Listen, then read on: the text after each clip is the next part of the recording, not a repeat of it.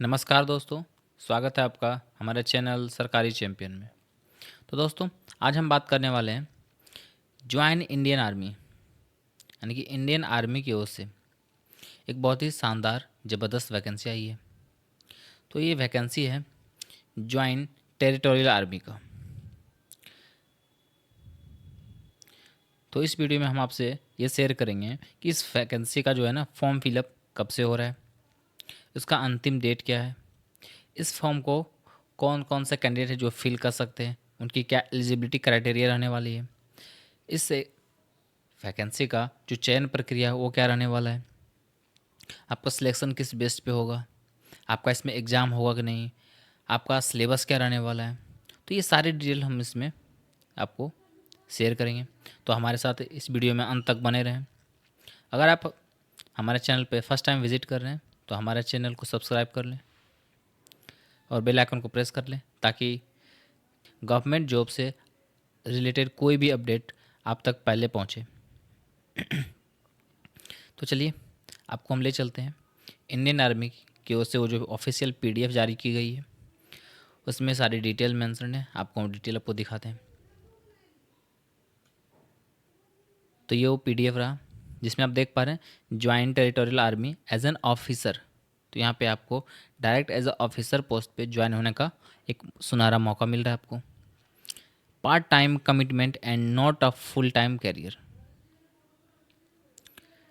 तो जैसा कि आप यहाँ पे देख पा रहे हैं आपका जो ये ऑनलाइन इंट्रेंस एग्ज़ाम है वो 20 जुलाई 2025 से 25 को होने वाली है।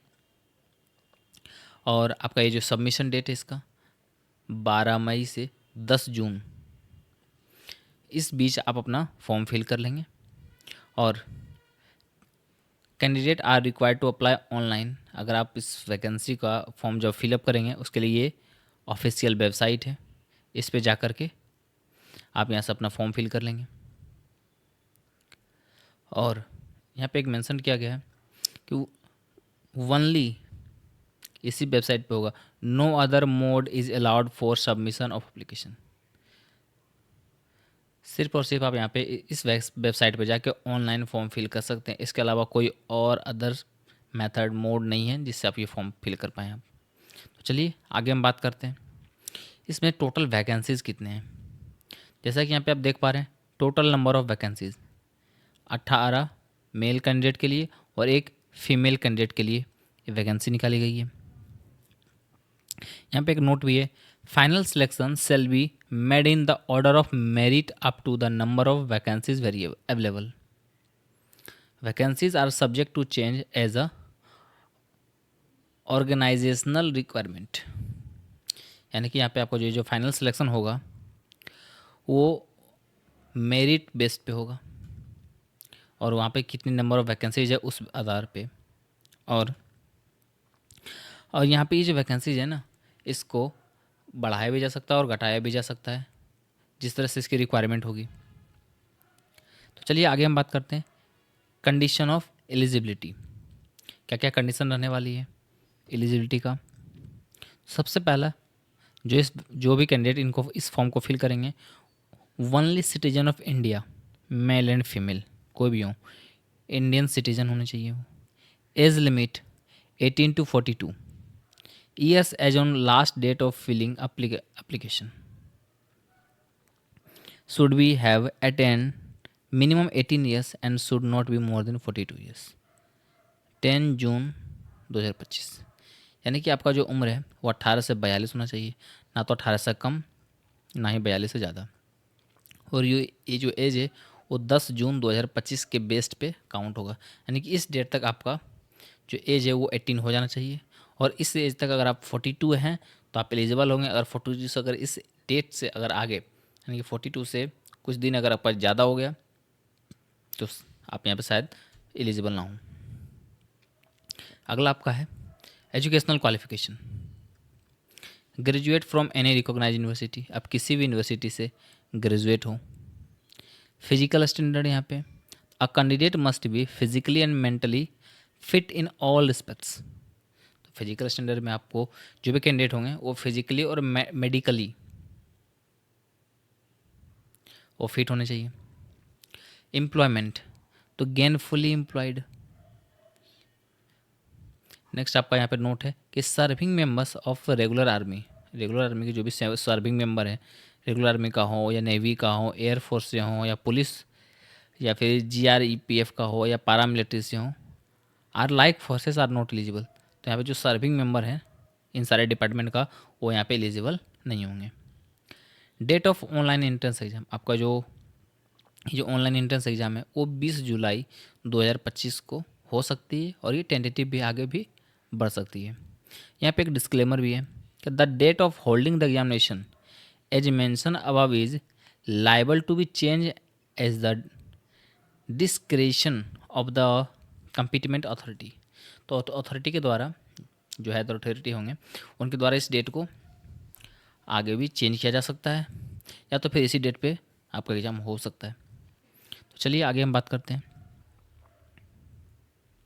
Submission of application, the online registration and application can be filled from 12 May 2025 to 10 June 2025। यानी आपका जो फॉर्म फिल करना है, यानी कि रजिस्ट्रेशन है कैंडिडेट का और एप्लीकेशन फॉर्म, वो आप 12 मई से 10 जून के बीच इस फॉर्म को आप फिल कर लेंगे। उसके बाद ये लिंक आपका डिसेबल्ड हो जाएगा। नेक्स्ट आपका है centre of examination, the examination will be conduct pan India dot list in given indianarmy.nic.in।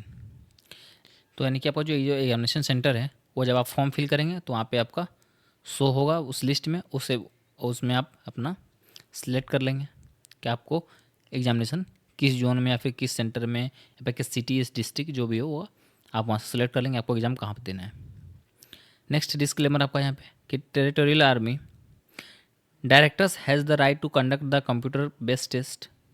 यानी कि इनके जो डायरेक्टर हैं टेरिटोरियल आर्मी के, वो उनके पास राइट है, वो CBT टेस्ट भी आप कर ले सकते हैं एट ऑल द सिटीज़ और any of the cities depending upon the number of candidate applied and other compulsions. तो इनके जो अथॉरिटी है, यानी कि जो डायरेक्टर्स हैं, इनके पास अथॉरिटी है कि नंबर ऑफ वैकेंसीज़ को देखते हुए ये CBT टेस्ट किसी भी स्टेट, किसी भी सिटीज़ में ये कंडक्ट करवा सकते हैं। तो चलिए आगे हम बात करते हैं इस एग्ज़ाम का सिलेबस क्या रहने वाला है।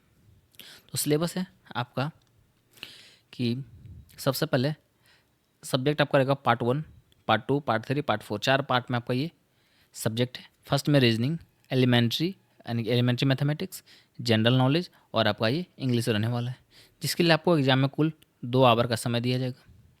और नंबर ऑफ क्वेश्चन ये हर एक पार्ट से, चारों पार्ट से, रीजनिंग, मैथ, जनरल नॉलेज और इंग्लिश, इन सब से 25-25 क्वेश्चन आएगा, जिसके लिए कुल 25-25 मार्क्स आपको दिए जाएंगे, यानी कि टोटल 100 क्वेश्चन 100 मार्क्स।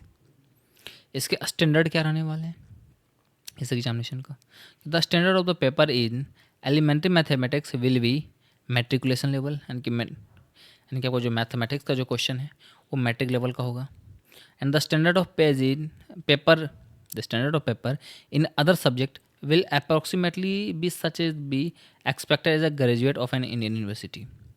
और बाकी का जो आपका पेपर है वो ग्रेजुएट लेवल पे इनकी इंडिया की जो भी यूनिवर्सिटी है उसमें ग्रेजुएट लेवल की जो पेपर आते हैं, जो क्वेश्चन होती है, उस लेवल का पास सेट ऑफ क्वेश्चन होगा। तो चलिए आगे हम बात करते हैं आपका जो सिलेबस है, रीजनिंग में क्या क्या टॉपिक रहने वाले हैं। जैसे कि इसमें आप देख पा रहे हैं इसके कंप्लीट सीक्वेंस होंगे, मेकिंग लॉजिकल, कंक्लूजन बेस्ड और on simple pattern of numbers. आपके यहाँ पे statements, figures, letters etc may be expected as a rational thinking persons without any special study of the subject। तो ये सारे टॉपिक आपको यहाँ पे रह सकते हैं। नेक्स्ट आपका है मैथमेटिक्स। मैथमेटिक्स में आपका ये अर्थमेटिक का पोर्शन होगा, अलजेब्रा का पोर्शन होगा आपका यहाँ पे, जिसमें आप देख सकते हैं अर्थमेटिक में आपका natural number, integer, rational number, real number, सारे fundamental operations, multiplication, division, square root, ये सारे आपके रहने वाले हैं जो कि आप यहाँ पे देख पा रहे हैं। चलिए आगे हम बात करते हैं आपसे इसमें और क्या क्या टॉपिक रहने वाली हैं। यानी कि अर्थमेटिक और आपका एडवांस मैथ दोनों इसमें रहने वाले हैं, trigonometry, geometry, mensuration, statics. Next आपका है जनरल नॉलेज। जनरल नॉलेज में आपके पास यहाँ पे general knowledge including knowledge of current affairs, यानी कि आपका यहाँ पे करंट अफेयर्स भी होंगे। As such matters of everyday observation and experience in the scientific aspects as may be expected in the educated person who has not made a special study of any scientific subject. The paper will also include question of on history of India, geography, nature, with candidates should be able to the answer without a special study. यानी कि आपका ये जो general knowledge होगा आपका वो simple normal best पे होगा, यानी कि करंट इवेंट्स में दे जो आप डेली लाइफ में जो भी घटनाएं घट रही होती हैं उससे रिलेटेड, और आपका हिस्ट्री, ज्योग्राफी, पॉलिटी, इससे संबंधित आपका इसमें क्वेश्चन होने वाला है। कोई खास स्पेशल स्टडी का स्पेशल क्वेश्चन नहीं इसमें रहेगा, नॉर्मल जैसे जो आप देखते हैं वैसे ही रहने वाला है। नेक्स्ट आपका है English. The question paper will be design to test the candidate understanding of English and workman like use of words. यानी कि इसमें आपका इस एग्ज़ाम में इस इंग्लिश पेपर का जो एग्ज़ाम होगा इसमें सिर्फ आपका अंडरस्टैंडिंग चेक किया जाएगा कि आपको इंग्लिश के वर्ड्स पे पकड़ है या नहीं। तो चलिए दोस्तों आगे हम बात करते हैं आपसे।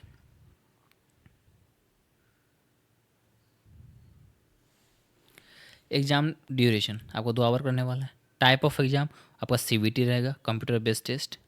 आपको क्वालिफाइंग मार्क्स कितने मार्क्स लाने हैं क्वालिफाई होने के लिए। The territorial army director have discretion to fix qualifying marks in any or all subject of the examination. तो ये कट ऑफ का जो मार्क्स है वो इसके जो डायरेक्टर होंगे टेरिटोरियल आर्मी के वो इसको फिक्स करेंगे। और बात रही पेनल्टी की, आप यहाँ पे आपका 1/3 नेगेटिव मार्किंग भी रहने वाला है, यानी कि 3 क्वेश्चन अगर आप गलत करते हैं तो आपके 1 मार्क्स डिडक्ट कर लिए जाएंगे। आगे हम बात करते हैं फ़ी डिटेल।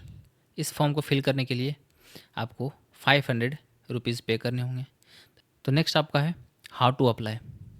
तो candidates are required to the apply, यानी जो कैंडिडेट रिक्वायर्ड होंगे वो इंडियन आर्मी www.indianarmy.nic.in पे जाकर इस फॉर्म को अप्लाई कर सकते हैं। इसके लिए कुछ इंस्ट्रक्शन यहाँ पे दिए हुए हैं। Instruction to the candidate for filling online application, जैसे कि यहाँ पे देख पा रहे हैं कि 12 मई से 10 जून तक आपका यह फॉर्म फिल होगा। उसके बाद आपको आपके पास क्या क्या होने चाहिए। द कैंडिडेट जो भी एप्लीकेंट होंगे must ensure that filling their application उनके पास वैलिड ईमेल आईडी, उनके पास email ID and mobile number. As a concern authority will be electronic mode of communication while contacting them at a different stage examination process. यानी कि जो आप email और number इसमें मेंशन करेंगे वो हमेशा ऑन होना चाहिए, ताकि कभी भी ये विभाग आपसे अगर कांटेक्ट करना चाहिए तो आपसे कांटेक्ट हो पाए। नेक्स्ट आपका है candidate are advise to apply online well in without waiting for the last date. यानी कि आपको यहाँ पे एक इंस्ट्रक्शन दिया जा रहा है कि आप इस फॉर्म को फिल करना है, अगर आप करना चाह रहे हैं तो आप इस सबमिशन डेट से पहले, यानी कि लास्ट डेट जो है 10 जून, उससे पहले ही आप फिल कर लें, 2-4 दिन पहले। While filling in application form, the candidate should carefully decide about their choices for the center for the examination। यानी कि आपको इस फॉर्म को फिल करते समय आप जो चूज करेंगे सेंटर नेम वो थोड़ा सावधानीपूर्वक चूज करेंगे। The candidate should note that no request for change of centre will be guaranteed. और अगर आप इसमें सेंटर जो आपने एक बार चूज कर लिया फिर अगर आप चाहते हैं चेंज करने के लिए तो शायद नहीं होगी चेंज। इसलिए इस फॉर्म को फिल करते समय आप सावधानी से सारे डिटेल फिल करें।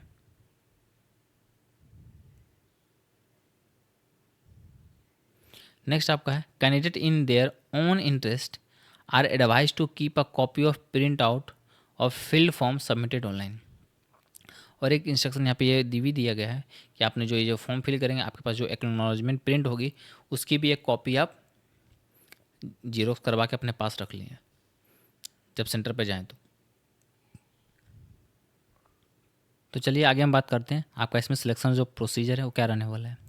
The candidate whose application form are found correct, यानी जिन कैंडिडेट का जो फॉर्म इसने फिल किया है और वो सही पाया जाता है फिर उसके बाद are declared successful in online entrance exam. और फिर वो इस एंट्रेंस एग्जाम में वो सक्सेसफुली डिक्लेयर हो जाते हैं कि पास हो गए तो will be detailed for intelligence and personality test. तो फिर उनका इंटेलिजेंस टेस्ट और personality test service selection board के द्वारा लिया जाएगा। उसके बाद 2 stage selection procedure based on the psychological aptitude test. यहाँ पे 2 स्टेज में आपका फिर से एक सिलेक्शन प्रोसीजर होगा और साइकोलॉजिकल एप्टीट्यूड बेस्ड पे। And intelligence test has been introduced at a service selection board. All the candidate will be put 2 stage 1 test on first day. आपको यहाँ पे हर एक कैंडिडेट के लिए आपको जो फर्स्ट स्टेज का जो टेस्ट होगा वो आपका उसका जो रिपोर्टिंग है वो सिलेक्शन सेंटर पे होगा। Only those candidate who qualify at stage 1 will be admitted to the second stage. तो जो फर्स्ट स्टेज में क्वालिफाई हो गए उनको ही सेकेंड स्टेज के लिए यहाँ पे एडमिट किया जाएगा। And remaining test and all those who fail to pass stage 1 will be return. और जो फेल हो गया उनको फिर से रिटर्न कर दिया जाएगा। The male and female candidate will be placed in the separate order to merit on the basis of the total marks secure by them. और यहाँ पे एक बात ये भी कहा जा रहा है कि जो भी मेल और फीमेल कैंडिडेट होंगे ना उनको यहाँ पे सेपरेटली मतलब अलग अलग उनको प्लेस्ड किया जाएगा। ऑर्डर ऑफ द मेरिट यानी उनका जो मेरिट बनेगा ना वो सेपरेटली बनेगा और उनके टोटल मार्क्स पे उनको सिक्योर्ड किया जाएगा in online entrance examination and in SSB test और एसएसबी टेस्ट में भी। नेक्स्ट आपका है एम्बॉडीमेंट ऑफ द ट्रेनिंग। आपका यहाँ पे 6 month pre commission training as provided in TA rule 20A amendment vide SRO 65 DT 29 April 2023। तो इसके तहत आपको जो है ना 6 मंथ प्री कमीशन ट्रेनिंग के तहत आपको यहाँ पे ट्रेनिंग दिया जाएगा। उसके बाद 2 मंथ एनुअल ट्रेनिंग, फिर आपको यहाँ पे 2 मंथ का annual training camp every year रहेगा। Mission is guaranteed in rank of lieutenant. जैसे ही आपका सिलेक्शन होता है तो सबसे पहले आपको यहाँ पे लेफ्टिनेंट का पोस्ट यानी कि आपका एक ऑफिसर पोस्ट आपको सबसे पहला मिलेगा जब भी कमीशन आपको यहाँ पे गारंट करेगी। तो उसके बाद आपका प्रमोशन होगा। प्रमोशन के बाद आप lieutenant colonel by time scale, फिर आपका लेफ्टिनेंट्स के कैप्टन मेजर, इस तरह से आपका यहाँ पे प्रमोशन होते जाएगा। चलिए आगे हम बात करते हैं आपका पे स्केल यहाँ पे क्या रहने वाला है। तो अब जैसे आपको रिकमेंड करेगी लेफ्टिनेंट तो यहाँ पे आपका जो 10th लेवल पे यानी 56,100 से 1,77,000 तक का आपका पे स्केल रहने वाला है। और इसी प्रकार फिर आपका जब यहाँ से प्रमोशन होते जाएगा तो पे स्केल यहाँ से कुछ इस तरह से बढ़ते जाएगा। यानी कि लेफ्टिनेंट से आप यहाँ से प्रमोशन पा करके आप ब्रिगेडियर रैंक तक पहुँच सकते हैं।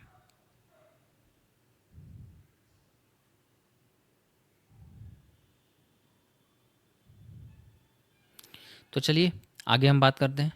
जो सबसे महत्वपूर्ण बात यह है कि candidate to who qualify in online entrance exam, जो कैंडिडेट इस एंट्रेंस एग्जाम में क्वालिफाई कर जाएंगे तो उन्हें अपने साथ क्या क्या डॉक्यूमेंट्स लेके आने होंगे। तो यहाँ पे देख पा रहे हैं in original along with self tested copies in the time of SSB interview. जब आपका एसएसबी इंटरव्यू होगा तो यहाँ पे आप अपने पास सेल्फ टेस्टेड कॉपीज़ यानी जीरोक्स और ओरिजिनल डॉक्यूमेंट्स लेके आएंगे। जैसे कि सबसे पहला आपका एप्लीकेशन फॉर्म होगा and fill it up with their application form IF TA9 revised part 2 भी डाउनलोडेड फ्रॉम इस वेबसाइट के तरफ से आप इस फॉर्म को डाउनलोड कर लेंगे और उसके बाद उसको अपने हैंड राइटिंग में आप फिल करेंगे। नेक्स्ट आपका है all educational qualification certificate matrics onward, matric inter, इस तरह से आपका ग्रेजुएशन तक का सारा सर्टिफिकेट आप लेके आएंगे। कॉपी ऑफ आइडेंटिटी प्रूफ का आपके पास एक यानी कि वैलिड फ़ोटो के साथ यानी कि voter ID, pan card, passport, आपके पास कोई भी आईडी प्रूफ होना चाहिए। प्रूफ ऑफ रेसिडेंस एड्रेस, आवास प्रमाण पत्र आपके पास होना चाहिए। Certificate for proof the age को प्रूफ करने के लिए आपके पास मैट्रिक या सीनियर सेकेंडरी का मार्कशीट होना चाहिए। And certificate for verification of date of birth, और यहाँ पे आपका सर्टिफिकेट भी होना चाहिए आपके पास। Candidate whose name were in document should submit copy of gazette notification of India या state showing the correct name और एन एफिडेविट। तो सिंपली आप यहाँ पे एक एफिडेविट बनवा के आपको यहाँ पे लेके जाना पड़ेगा। नेक्स्ट आपका है latest income proof from the appropriate authority, और आपके पास इनकम प्रूफ के लिए आपके पास इनकम टैक्स रेवेन्यू डिपार्टमेंट से या फिर मजिस्ट्रेट से या फिर एम्प्लॉयर से आपके पास इनकम प्रूफ, इनकम यानी कि आय प्रमाण पत्र, जो कि ये टैक्स रेवेन्यू डिपार्टमेंट से बना होना चाहिए या फिर मजिस्ट्रेट से या फिर एम्प्लॉयर से। नेक्स्ट आपका है copy of latest income tax return.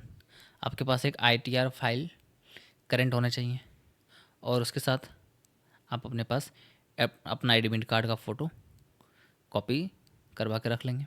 Next आपका है self employed candidate are required to submit an affidavit.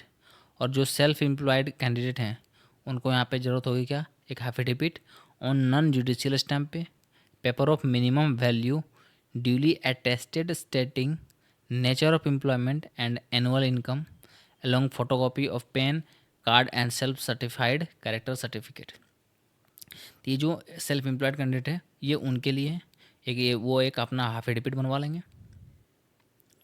और उसमें मिनिमम वैल्यू आपका ड्यूली अटेस्टेड होंगे और उसके साथ स्टेटिंग नेचर ऑफ एम्प्लॉयमेंट, आपका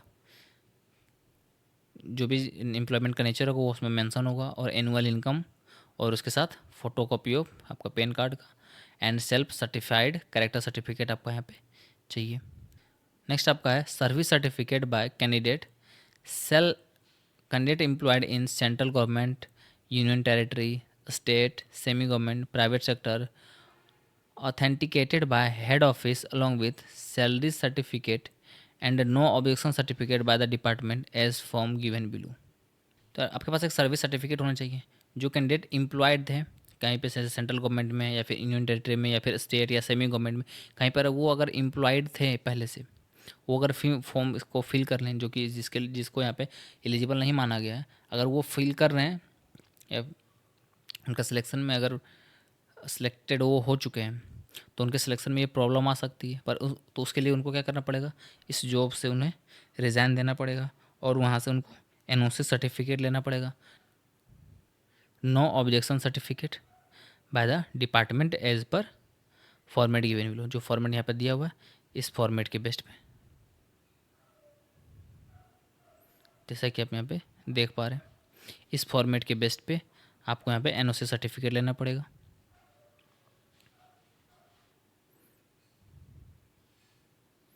ये आपका एम्प्लॉयड पर्सनल सर्टिफाइड के लिए इस फॉर्मेट में आपको लेना है।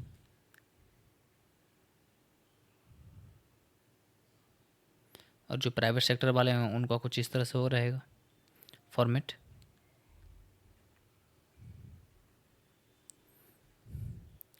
तो दोस्तों उम्मीद है आपको ये जानकारी पसंद आई होगी। अगर आपको इस वैकेंसी से संबंधित और कोई जानकारी अगर आप चाहते हैं तो आप हमारे कमेंट बॉक्स में ज़रूर पूछें। वीडियो अच्छी लगी है तो लाइक करें, चैनल को सब्सक्राइब करें और इस वीडियो को अपने दोस्तों तक शेयर करें। तो दोस्तों मिलते हैं हम अगले वीडियो में, तब तक के लिए ऑल द बेस्ट, धन्यवाद।